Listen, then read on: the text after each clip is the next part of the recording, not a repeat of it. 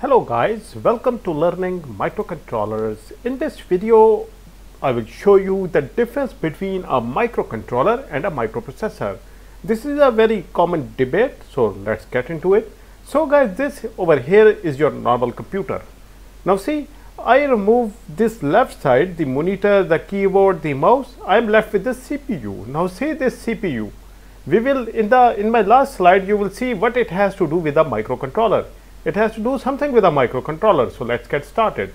So guys, this over here is a CPU. See this, just if you open it on the side, you will see inside it, you will see this green big board. It's sometimes blue color, black color, or sometimes nowadays they look very fancy. And this over here is the heatsink. Under this is the microprocessor. Here you have your hard drives, and then here you have your CD-ROM, DVD-ROM, whatever in the older version. But in the newer version they are not required. They only have the like USB ports at the back and at the front. And this over here is your power supply.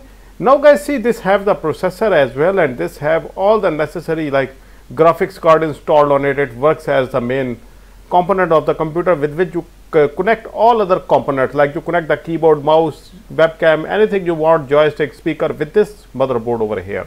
And the processor is also installed on it. So let me show you what it have. It have a motherboard, as you can see, that the green part on which you install the processor, the RAM, and you connect rest of your monitor, LCD, whatever. Here on these ports, the USB ports are here, all other ports are here, HDMI ports are here, audio ports are here, microphone ports are here. Everything goes on this motherboard, and here you connect your graphics card, whatever you have. Now guys, this is the microprocessor installed here. It can be Intel, AMD, whatever you want. Now this microprocessor is of great interest of us. And then you have RAMs installed to be here, and then you have storage media installed here, but they are connected through buses, wires with this motherboard. These you can see are the SATA ports. Sometimes you have SATA ports, sometimes you connect them through the USB ports, and here you can see a new type of SSD port available. Now guys, out of these, our concern is this microprocessor. But what you can get from this description is that microprocessor cannot work alone.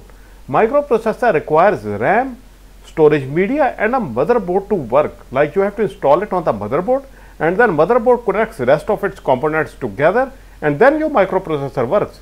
Standalone microprocessor cannot work, but this whole CPU is a standalone unit. Like if you add all of these things together, close the casing, then you get this, and this is a standalone unit. It can work alone. Now you can connect keyboard, mouse, LCD, whatever you want, but a microprocessor cannot work alone. Now let's get to the microprocessor structure. I will make a very simple structure here. What a microprocessor has? A microprocessor has a CPU called central processing unit, and a CPU has ALU, CU, and register. ALU stands for arithmetic and logic unit. CU stands for control unit. Registers are data storing like small elements, like normal register on which you write things. That basically stores a little bit of data that you have. Similarly, there is a register inside a computer.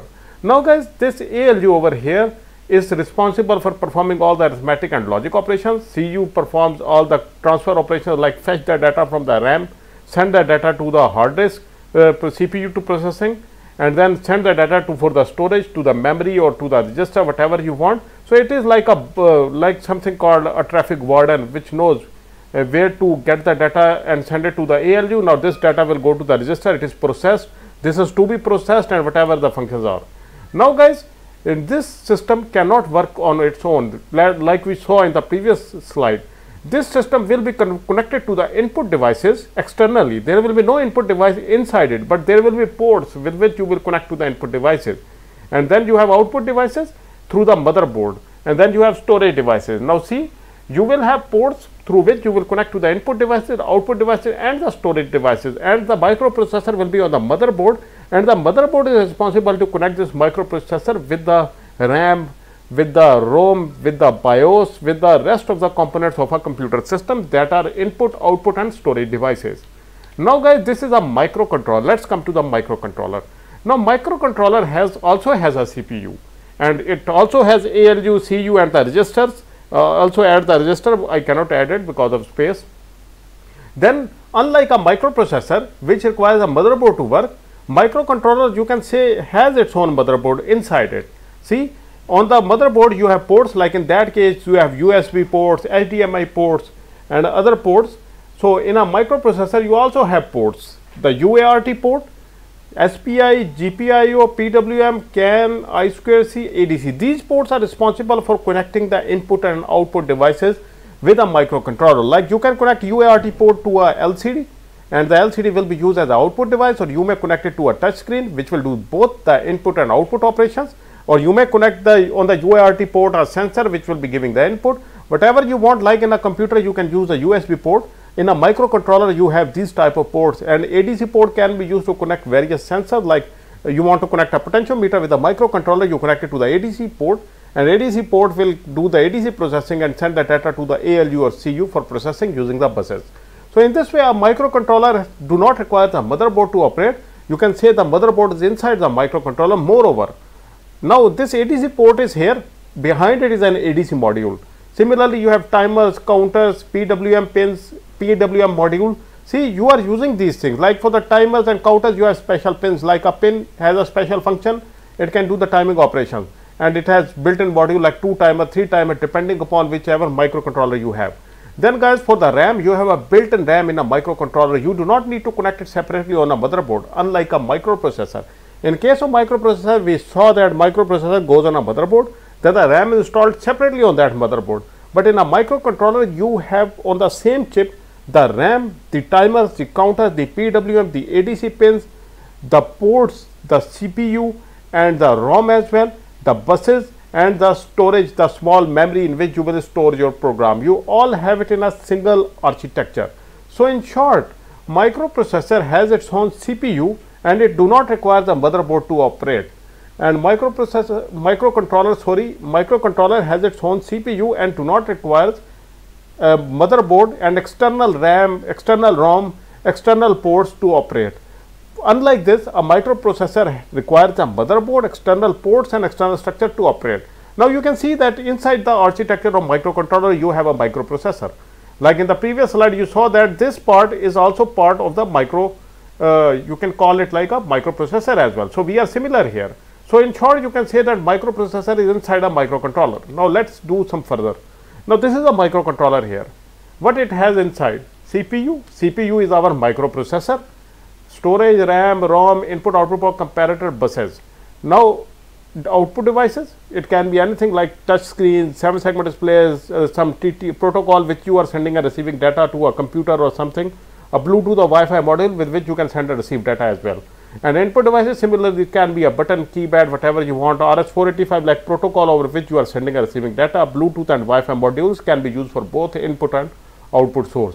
Now see, these are like devices you connect with a microcontroller. Now also the sensors and modules can be used for inputting that data. Now this is a normal personal computer. Now see here. Now these are the input devices, keyboard and a mouse. These are the CPU. We call it a CPU, while it's a tower type casing. Inside it is a motherboard, and on the motherboard there is a microprocessor having the CPU. Then it has storage, RAM, ROM, input output port, comparator, timers, counter, buses.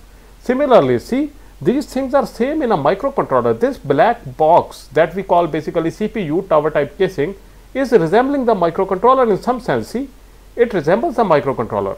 Now on the left you have output devices like monitor, LCD. Now this over here, microcontroller versus microprocessor. Now I can assume that from the above discussion that a microcontroller has a CPU inside it, means it has its own microprocessor inside it in the architecture. And for the microprocessor, I can assume that it only has CU, ALU and registers inside it, relies on external RAM, ROM, memory, motherboard type components to work. And for the microcontroller, it has its own RAM, ROM, memory, input, output ports, UART, ADC, PWM, timer, etc. modules as internal onboard components. It has this on one single microchip called its main chip that has all of these components. But for the motherboard, it is installed on a motherboard as a component. It is a component itself. It do not have components inside it, unlike microcontroller. That motherboard contains all other features like RAM, memory, serial interfaces, USB ports, HDMI ports, etc. to make this work. Now guys, this box over here, the black box, I can call it equal to a microcontroller. See, this whole CPU is a microcontroller in a short form. Like it has huge memory, 1 tera hard drive, Core i7 4770 or 7th generation processor, whatever, and then RAM like 32 GB of RAM. Then it has all the ports, HDMI port, USB ports, audio ports, video ports, whatever DVI ports, etc. you have. Now similarly for a microcontroller, I will go to the internet and see the data sheet.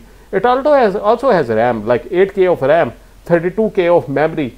Then it also has a processor having 20 megahertz crystal, supports 20 megahertz of crystal maximum, while the crystal of this computer will have like 3.6 gigahertz or something like that.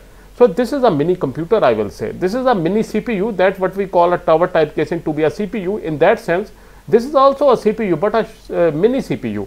It has limited specs for the embedded system. Like you wanted to control an AC, you wanted to make an AC. Now if you use this seems to be too big or too expensive, whatever the case.